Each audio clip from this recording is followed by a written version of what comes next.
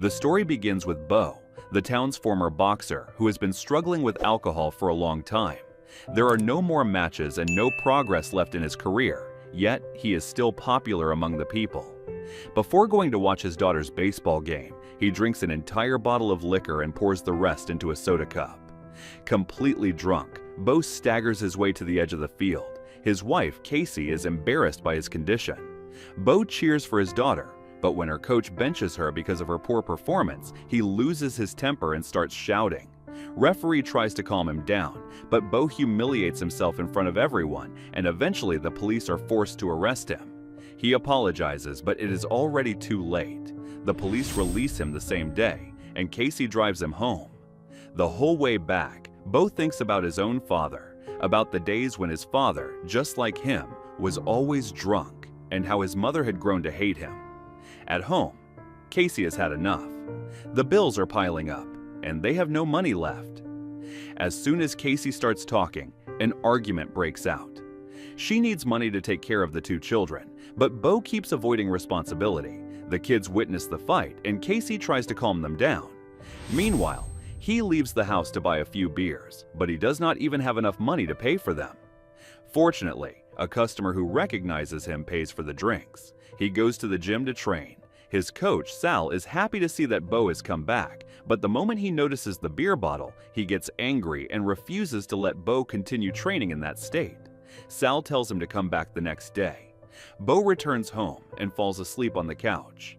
The next morning, Casey is packing her things to leave him.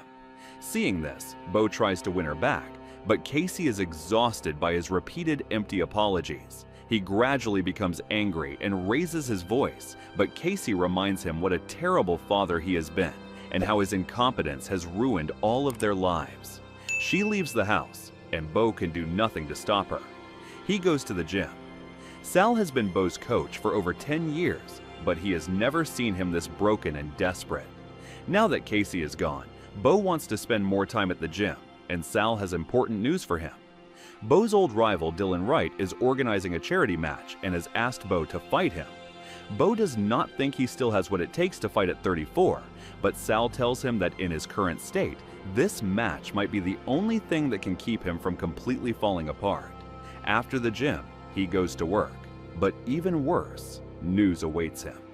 The factory has laid off some of its newer workers, and he no longer has a job. Meanwhile, Casey is also going through hard days with the children. They constantly ask about their father, and Casey feels guilty for leaving Bo. The next morning, Bo goes to training.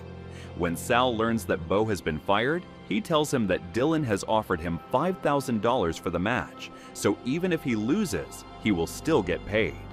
The amount is roughly equal to 5 months of Bo's rent, and he is tempted. Before he can start complaining, Sal tells him that this is not just about winning. Life is this hard, and if he sits back and fails to make the right decision, his life will completely fall apart, and he will never see his wife and children again. The next morning, Sal picks Bo up in his truck to begin their morning training. Bo runs for miles while Sal keeps his eyes on him the entire time. Eventually, they reach the town. Sal stops near the library and asks him to go inside and see his children and spend a few minutes with them. Bo does exactly that. He reads them a book, and when he returns to the gym, his mood has completely changed. Sal did this to remind Bo why he should not give up, and Bo is genuinely grateful to him. From the next day on, the training becomes more intense. He trains with everything he has while also spending more time with his children. He has been away from the ring for 10 years and has only 2 weeks to get back into shape. That afternoon, he goes to the store and runs into one of Casey's friends. She approaches him to see what Bo has been up to lately, because news of the match has spread throughout the city and everyone is waiting to see what will happen. Bo is trying to get his life back together, but Casey is still not ready to speak with him, so he asks her friend to tell Casey a little about the progress he has made. He is even attending treatment sessions to quit drinking, and hopes these efforts will show that he is finally changing.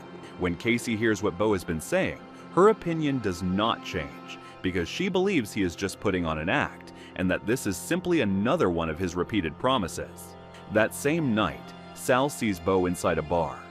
Bo was supposed to quit drinking, but the weight of all these changes feels overwhelming to him, and he worries that he might not be able to prepare for the match in time and will lose everything again.